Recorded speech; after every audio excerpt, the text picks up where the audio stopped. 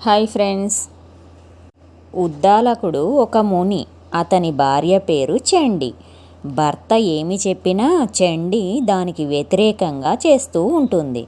గురువుగారి సలహా మేరకు ఆయన తండ్రి ఆబ్దికం చేయదలిచి భార్యతో, నేను రేపు మా తండ్రి గారి ఆబ్దికం చేయబోవడం లేదు అన్నాడు.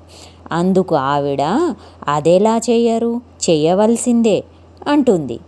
ఇంకా అలాగే నేను ఆబ్దికానికి కావలసిన సరుకులు తేను, బ్రాహ్మణులను పిలువను అంటే ఆమె అన్నింటికీ చేయవలసిందే అని అంటుంది. ఆబ్దికం సక్రమంగా జరిగిపోయింది.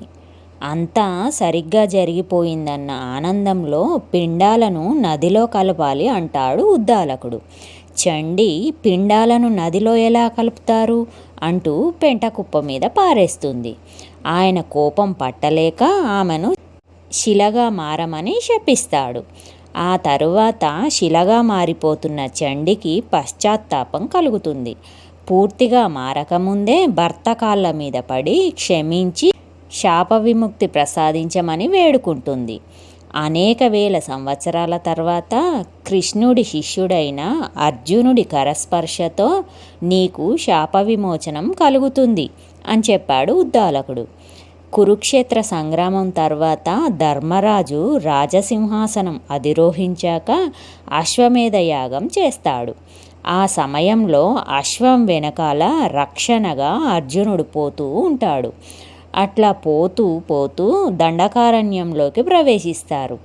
అక్కడ పెద్ద కొండలాగా పడి ఉన్న శిల కనిపించగా, అశ్వాలకున్న సహజ గుణం వల్ల రాయి కనిపించగానే యాగాశ్వం శరీరం రాతికి రుద్దుకుంటూ గోక్కుంటుంది. అంతే, వెంటనే ఆ గుర్రం శరీరం ఆ రాతికి అతుక్కుపోతుంది. అర్జునుడి సైన్యం గుర్రానికి నిద్ర వచ్చి మత్తుగా పడుకుందేమో అనుకుంటారు. కానీ అక్కడి నుండి బయటకు రావడానికి గింజుకుంటున్న గుర్రాన్ని చూసి సైనికులు రాతి నుండి విడదీయడానికి విశ్వ ప్రయత్నం చేస్తారు. కానీ విఫలమవుతారు. అంతా రాక్షసమాయ అనుకుంటారు. అశ్వమేధ యాగానికి అంతరాయం కలిగిందని అర్జునుడికి దిగులు పట్టుకుంది.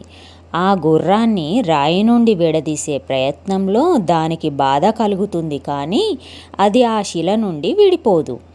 ఏమి చెయ్యాలో తోచక తిరుగుతున్న అర్జునుడికి ఆ చుట్టుపక్కల మున్యాశ్రమం కనిపించింది.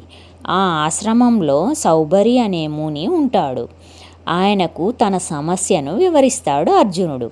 సౌబరి చండీ వృత్తాంతం వివరించి శాపవశాత్తు శిలగా మారిన చండికి శాప విముక్తి కలగడానికి ఇంకా కొన్ని గడియల సమయం ఉంది. ఇంతవరకు నీ సైనికులే విడదీయడానికి ప్రయత్నం చేశారు. నువ్వు వెళ్ళి ఆ శిలను ముట్టుకో, అన్నీ సర్దుకుంటాయి అంటాడు. ముని మాటలు విన్న అర్జునుడు చండీదేవికి, ఉద్దాలకుడికి మనసులోనే నమస్కరించుకొని శిలను ముట్టుకుంటాడు. వెంటనే చండికి శాప విముక్తి కలిగి, కృష్ణుడి అనుచరుడివి, నీ పవిత్ర స్పర్శ చేత నా పాపం తొలగిపోయింది అని కృతజ్ఞతా భావంతో అర్జునుణ్ణి ఆశీర్వదిస్తుంది. ఇంతలో ఉద్దాలకుడు అక్కడికి చేరుకొని భార్యాసమేతంగా వెళ్ళిపోతాడు. అర్జునుడు అశ్వమేధ యాత్ర కొనసాగిస్తాడు.